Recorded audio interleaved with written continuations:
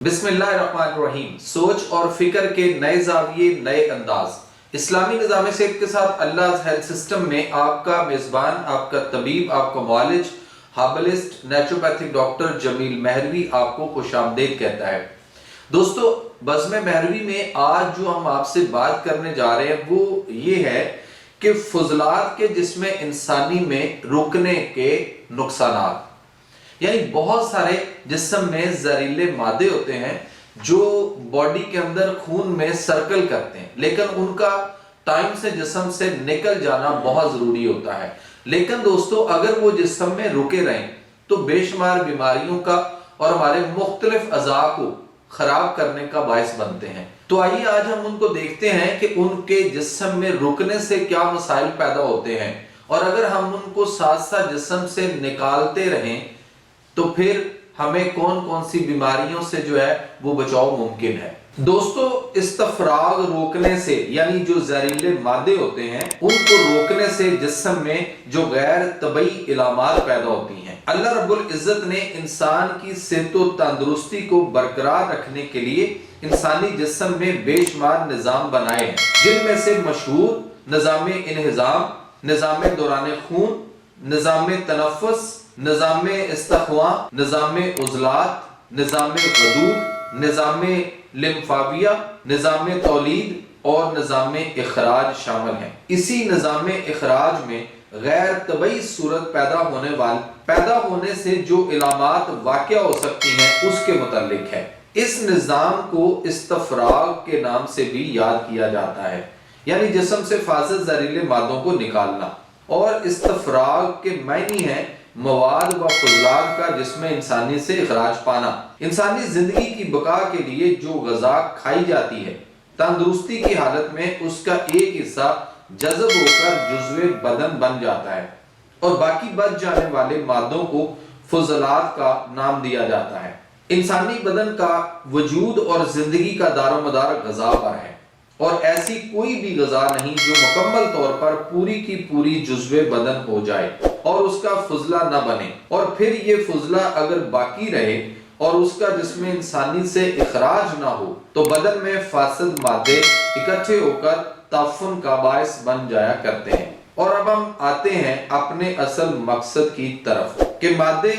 जिन्हें फुजले की सूरत में खारिज होना चाहिए, जो कि इंसानी सेहत के लिए तबई तौर पर लाजम है, और अगर इस मवाद को गैर तबई तौर पर रोकने की कोशिश की जाए तो क्या हो सकता है। नंबर 1 है ब्राज, यानी पखाना रोकने की सूरत में जो इलामात पैदा हो सकती हैं उनमें नंबर 1 है कब्ज़, नंबर 2 है एज़ाज शिकनी, नंबर 3 है खुन्नाक, नंबर 4 है दर्द सर,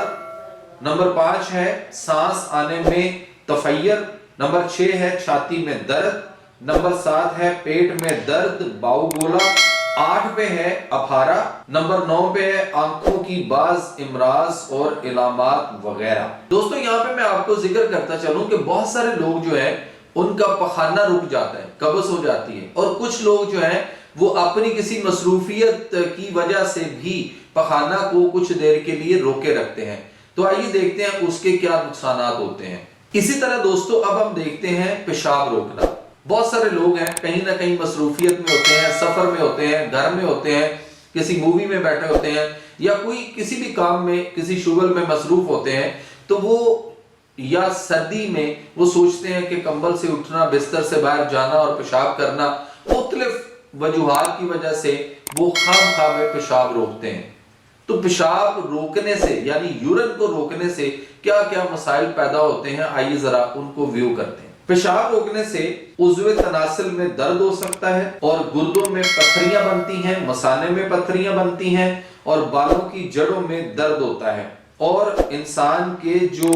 अंडरगार्म्स हैं उनके अंदर भी खारिश होती है, और उसके साथ साथ इनके कमर में भी दर्द होना शुरू हो जाता है। इसी तरह पेशाब रोकने से हमारे गुर्दों पे इफेक्ट आता है और हमारे गुर्दे भी खराब होना शुरू हो जाते हैं। इसके बाद दोस्तों है डकार को रोकना। आपने अक्सर देखा है कि बच्चे जब बचपन में दूध पी रहे होते हैं तो माएँ उनको अपनी छाती के साथ लगाकर جو ہے وہ ان کو ڈکار دلاتی ہیں. جن کو ڈکار نہ دلایا جائے ان بچوں کے بھی بڑے سارے مسئلے پیدا ہو جاتے ہیں. اسی طرح بڑے جو ہیں وہ بھی کھانا کھاتے ہیں اور کھا کر بیٹھے رہے لیٹے رہے, گاڑیوں میں پڑے رہنے کا رواج ہے. اس سے کیا ہوتا ہے کہ ڈکار نہیں آتا, یا لیٹ گئے اور ڈکار آنا چاہ رہا ہوتا ہے اور وہ اس کو روکنے کی کوشش کرتے ہیں, تو ایسی صورت میں کیا مسائل پیدا ہو. دوستو جب بھی ڈکار آئے یا آتے ہوئے اچانک رک جائے تو کیا کرنا چاہیے کہ اٹھ کر تھوڑا سا چلا پھرا جائے, تھوڑی سی واک کی جائے, چہل قدمی کی جائے, یا پیچھے کمر جو ہے اس کو تھوڑا سا مسلا جائے یا کندھوں کو دبایا جائے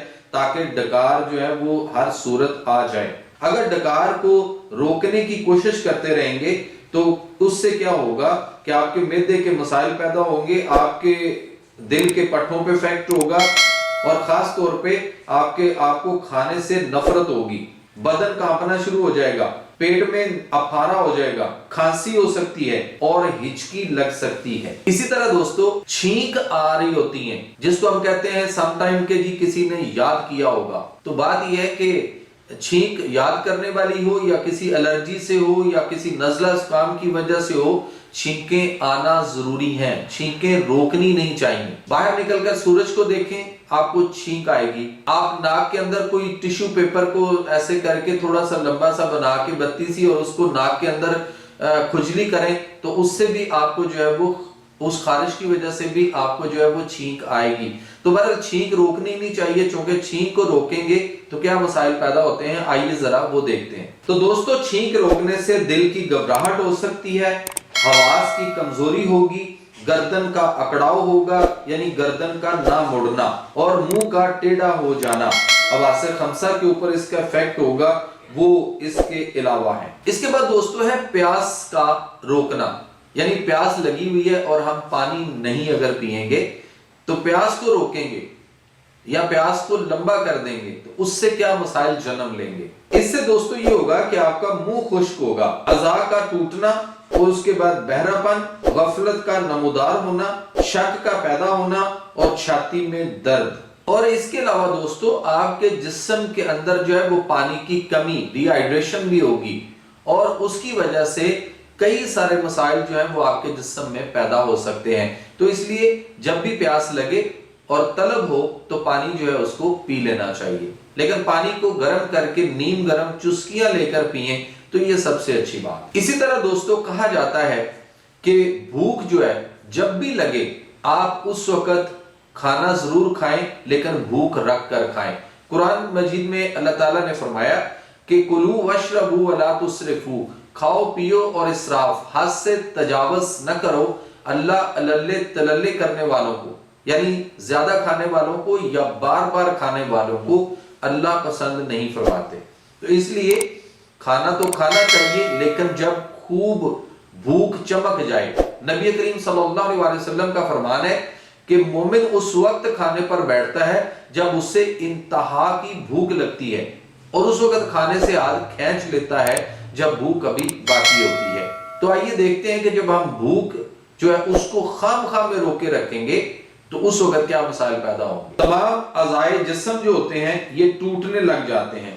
غذا سے نفرت اور تھکاوٹ کا پیدا ہونا, حواس کا کند ہونا اور جسم کا رنگ تفیر آنا. لیکن دوستو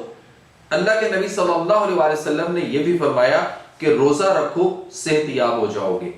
تو یہاں بھوک لگنے کا مطلب روزے کی حالت میں ہرگز نہیں ہے, وہاں کوئی اور پوزیشن چل رہی ہوتی ہے. لیکن روزہ کی حالت کے علاوہ اگر آپ کو شدت کی بھوک لگے تو پھر کچھ نہ کچھ ضرور کھانا چاہیے اور معدے کو خالی نہیں چھوڑنا چاہیے. اس کے بعد دوستو ہے نیند کو روکنا. بہت سارے لوگ اس وقت یہ مسئلہ صرف پاکستان کا نہیں بلکہ پوری دنیا کا, اقوام عالم کا یہ مسئلہ بن چکا ہوا ہے کہ ہم نیند کو خواہ خواہ میں روکے رکھتے ہیں, اور وہ آنا بھی چاہ رہی ہوتی ہے تو ہم کہتے ہیں نہیں جی بس نیند تو نہ آئے, بلکہ اس کو روکنے کے طریقے ڈھونڈ رہے ہوتے ہیں. کوئی چائے پی رہا ہے, کوئی کافی پی رہا ہے, کوئی اور کچھ کر رہا ہے. لیکن نیند جو ہے یہ جب آئے تو اس کے لیے بھرپور طریقے سے جو ہے وہ سو جانا چاہیے سارے کام چھوڑ کے. لیکن کب, کس وقت, اور نیند جو ہے اس کو اگر ہم نے دیکھنا ہے تو نبی پاک صلی اللہ علیہ وسلم کی ایک بات جو ہم نے پچھلی ایک ویڈیو میں بھی ڈالی ہے, آپ ہمارے چینل پہ جا کر بھی اس کو دیکھ سکتے ہیں کہ نیند جو ہے یہ صبح فجر کی نماز سے اشراق کے درمیان تو بالکل نہیں سونا چاہیے، اور اس کے بعد ظہر سے لے کے عصر کے درمیان آپ کو صرف گنجائش ہے، لیکن عصر سے مغرب اور مغرب سے عشاء کے درمیان بالکل نہیں سونا چاہیے۔ اس کے علاوہ آپ کو دیگر ٹائمز کے اندر جو ہے وہ یعنی جلدی سونے کی عادت ڈالیں۔ اگر آپ شام کو رات کو جلدی نہیں سوئیں گے، خام خام میں جاگتے رہیں گے تو کیا مسائل پیدا ہوں گے؟ اس کے بعد سر اور آنکھوں کا بھاری ہونا، سستی کاہلی کا موجود ہونا، جمائیوں کا زیادہ آنا اور مختلف اعضاء میں درد ہونا یا جسم کا ٹوٹنا، دماغی امراض کا پیدا ہونا، حافظہ کا کمزور ہو جانا کہ آپ رات کو دیر تک خام خام میں جاگتے رہیں اور پھر صبح سارا دن سوئے رہیں، تو آپ کو بہت ساری بیماریاں جو ہیں وہ ان قریب یا آنے والے ان فیوچر کسی بھی وقت آہستہ آہستہ بڑی مختلف طریقے سے آپ کو جو ہے وہ گھیریں گی۔ اور دوسری بات یہ ہے کہ ہم اپنی باڈی کی ٹیوننگ اوور آلنگ جو ہے وہ کرنے کے لیے ہماری باڈی کے اندر اگر ہم کم از کم 10-11 بجے تک سو چکے ہوں تو پھر ہماری باڈی کے اندر جو ہے نا وہ ایک گنیٹوٹروفن ہارمون ہے جو باڈی کے اندر ریلیز ہوتا ہے، بنتا ہے، ریلیز ہوتا ہے، اور وہ رات کو 2-2:30 بجے کے قریب ریلیز ہوتا ہے، اور وہ ہماری پوری باڈی کی، ہمارے تمام اعضاء کی ٹیوننگ، فلٹرنگ کرتا ہے اور اوور آلنگ کرتا ہے اور بہترین قسم کا ہمیں فریش کر دیتا ہے پورے اعضاء کو۔ لیکن شرط یہ ہے کہ ہم عشاء کی نماز پڑھنے کے فوراً بعد یا کوئی آدھے گھنٹے بعد سو چکے ہوں۔ لیکن اگر ہم خام خام میں جاگتے رہیں گے رات کو دیر تک تو پھر بہت سارے مسائل، بیماریاں، تکلیفیں جنم لیں گی۔ جو بچے پڑھتے ہیں انہیں چاہیے کہ رات کو جلدی سوئیں اور صبح جلدی اٹھیں، تہجد کے وقت اٹھیں، اور وہ جو ہم نے ابھی گنیٹوٹروفن ہارمون کی بات کی وہ آپ کے جسم کو، آپ کے ذہن کو، ہر چیز کو ریلیکس کر چکا ہوگا، اور پھر اس وقت جب آپ اٹھیں گے تہجد کے وقت تو آپ کا دماغ بھی فریش ہوگا اور وہ اس قدر ریفریش ہو چکا ہوگا کہ آپ اس کے اندر جو اس وقت پڑھیں گے، جو بھی چیز آپ اس کے اندر ڈالیں گے، وہ آپ کو مدتوں، آج بھی لمبے عرصے کے بعد بھی ہمیں آج بھی وہ چیزیں یاد ہیں، چونکہ ہمارے پیرنٹس جو ہیں وہ ہمیں تہجد کے وقت اٹھایا کرتے تھے پڑھنے کے لیے، اور پھر اس کے بعد جو ہم سٹڈی کرتے تھے، پیپر کی تیاری کرتے تھے، وہ چیزیں آج بھی ہمیں یاد ہیں۔ اس کے بعد دوستو ہے کھانسی کو روکنا۔ کچھ لوگ کھانسی روکنے کی کوشش کرتے ہیں، تو کھانسی جب آ رہی ہوتی ہے تو اس وقت کھانس لینا چاہیے، منہ کے آگے ہاتھ رکھ لیں، لیکن کھانسیں ضرور، لیکن اس کھانسی کا پرماننٹ کوئی علاج بھی کرنا چاہیے۔ لیکن اگر کھانسی کو خام خام میں روکیں گے تو اس سے کیا مسائل پیدا ہوں گے؟ جب آپ کھانسی کو روکنے کی کوشش کرتے ہیں تو دم کشی کا پیدا ہو جانا یا دم چڑھ جانا یا سانس پھول جانا، دم گھٹنا، اس کے بعد ہے کھانے سے نفرت اور چھاتی میں پسلیوں میں درد آنا اور ابکائیوں کا آنا۔ اس کے بعد دوستو ہے جمائی آتی ہے، لوگوں کو جمائیاں آتی ہیں اور وہ اس کو روکنے کی کوشش کرتے ہیں کہ ارد گرد لوگ جو بیٹھے ہیں وہ میرے بارے میں کیا خیال کریں گے، تو اس کو بھی نہیں روکنا چاہیے، ورنہ اس کے جو نتائج ہیں وہ کس رخ اختیار کرتے ہیں۔ اب آ جاتے ہیں دوستو آنسوؤں کا روکنا۔ کچھ لوگ آنسو پینے کی کوشش کرتے ہیں، وہ رونا چاہتے ہیں، انہیں کسی کا کندھا میسر نہیں، لیکن کسی کو دیکھ کر کہ لوگ میرے بارے میں کیا رائے رکھیں گے تو وہ اپنے آنسو رونا جو ہے وہ اس کو روکتے ہیں یا آنسو پی جاتے ہیں، تو ان آنسوؤں کو بھی نہیں روکنا چاہیے۔ اور سب سے اچھی بات یہ ہے کہ یہ آنسو اگر اللہ تعالیٰ کی بارگاہ میں کسی سجدے میں گریں تو یہ انمول ہوتے ہیں۔ بہرحال آنسو روکنے سے جو علامات پیدا ہوتی ہیں اس میں خناق کا ہونا، آنکھوں کی کئی علامات کا پیدا ہو جانا، چھاتی میں درد، گردن میں درد، ہر چیز سے نفرت، اور خاص طور پر آنکھوں کی بینائی کا، نظر کی کمزوری کا، اور اس کے پیچھے جو کئی سارے جو دیکھنا اور اس کو محسوس کرنا اور فیل کرنا کہ جیسے آنکھ جو کچھ ہمیں دکھا رہی ہوتی ہے کارنیا اور اس کے بیک کے اوپر جو کچھ ہو رہا ہوتا ہے، اس میں بھی کہیں بھی یہ آنسوؤں کی غلاظت جو ہے وہ ہمیں روکنی نہیں چاہیے۔ اسی طرح دوستو ہے قے یا الٹی وغیرہ یا متلی، ऐसी कैफियत जिसमें उल्टी आना चाह रही है या उल्टी आ सकती है। और बहुत सारे हमने देखा है माओ को कि वो कहती हैं वो रोको रोको रोको, यहाँ गंद नहीं मारना, वॉशरूम में जाके या फलां जगह पे जाके।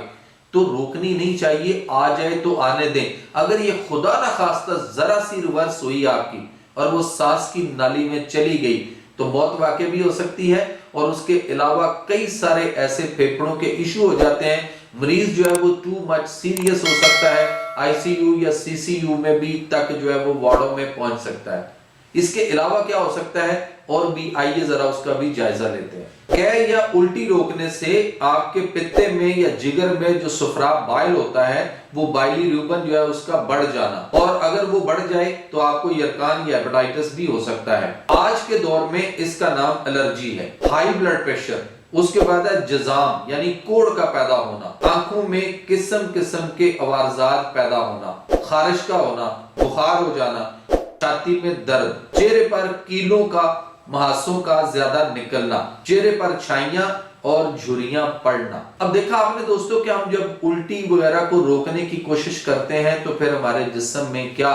तब्दीलियां और क्या मसाइल और कहां तक ये हमें बीमार करके किन बीमारियों में मुब्तला कर सकती है। इसलिए कहा जाता है कि जब उल्टी आए या आ रही हो तो उसको कोशिश करें आ जाए, और वो जो भी अंदर को पॉइजन जहर है स्टमक के अंदर या जहां भी वो निकल जाए।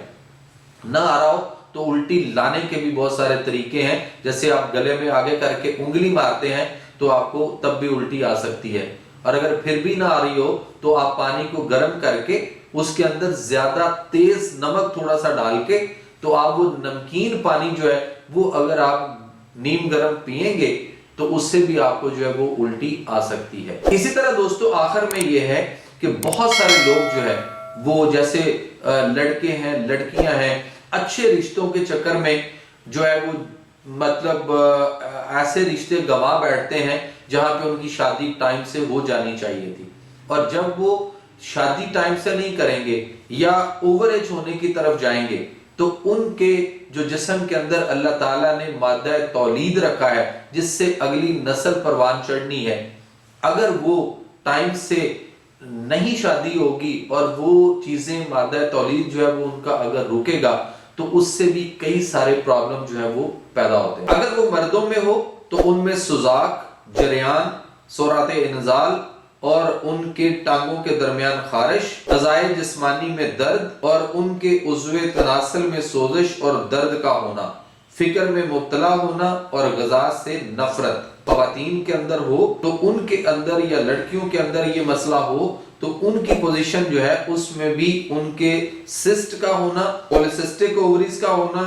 के मसाइल, डिकोरिया प्रॉब्लम और उनके कई सारे ऐसे इश्यूज बनते हैं जिनसे आगे चल के बेऔलादी और इस जैसे कई मसाइल जो है वो पैदा होते हैं। बेऔलादी के अलावा अठराह का मर्ज और समटाइम बच्चे पैदा होना, हमल का ठहरना लेकिन उसके बाद जाया हो जाना खुद ब खुद, या बच्चा ग्रोथ नहीं कर रहा, इस तरह के कई सारे इश्यूज जो हैं वो हमारे यहाँ पे इन चीजों की वजह यानी रोकने की वजह से इस तरह के कई मसाइल जो है वो जन्म लेते हैं। तो दोस्तों ये था आज का हमारा जो प्रोग्राम जिस पे हमारा मौजू ये था कि जिस्म में मुख्तलिफ फासद मादे, जहरीले मादे जो जिस्म के अंदर रुक रहे होते हैं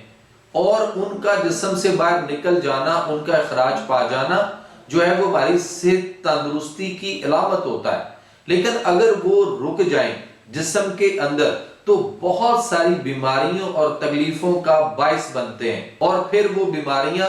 मजीद तकलीफें बिगाड़ कर बढ़ा कर हमें वक्त से बहुत पहले गैर तबई मौत मार देती हैं। सो इसलिए अल्लाह ताला के निज़ाम सेहत को, सिस्टम को समझिए और इन चीजों पे, इन बातों पे तवज्जो दीजिए, क्योंकि हेल्थ एजुकेशन जो है वो सिर्फ पाकिस्तान नहीं बल्कि पूरी दुनिया का जो है वो एक मसला बना हुआ है। और हमारे जितने भी तालीमी निज़ाम है उनके अंदर निसाब में हेल्थ एजुकेशन जो है ये बिल्कुल ना होने के बराबर है। इवन यहाँ तक कि हमारे जो प्रोफेशनल मेडिकल कॉलेजेस हैं, जो हेल्थ साइंसेस यूनिवर्सिटीज वगैरह हैं, उनके अंदर भी जो तालीम दी जाती है वो भी पूरी तरह से यानी फितरत और नेचर के ऐन मुताबिक नहीं है। सो इसलिए कोशिश किया करें कि हम जो बातें आप तक पहुंचाते हैं, आप इन बातों को अपने दोस्तों में, अपने जानने वालों में, अपने हल्का बाम में इनको जरूर पहुंचाया करें। ये सदका जारिया है और हेल्थ एजुकेशन जो है वो आप तक पहुंचाना हमारा काम है और आपका उसको समझना और उस पर अमल करना, ताकि आपके घरों में बीमारियों का खात्मा हो। हम सब के घरों में बीमारियों का खात्मा होगा तो मुल्क पाकिस्तान से होगा, और मुल्क पाकिस्तान से खात्मा होगा तो दुनिया में बीमारियां जो है वो नहीं रहेंगी। इसी के साथ बज़्म महरवी में अपने मेजबान, अपने तबीब, अपने मुआलिज, herbalist, naturopathic doctor Jameel Mehrvi को इजाजत दीजिए। जल्दी मिलते हैं एक नई वीडियो में एक नए मौजू के साथ। तब तक अल्लाह हम सब का हामी और नासिर।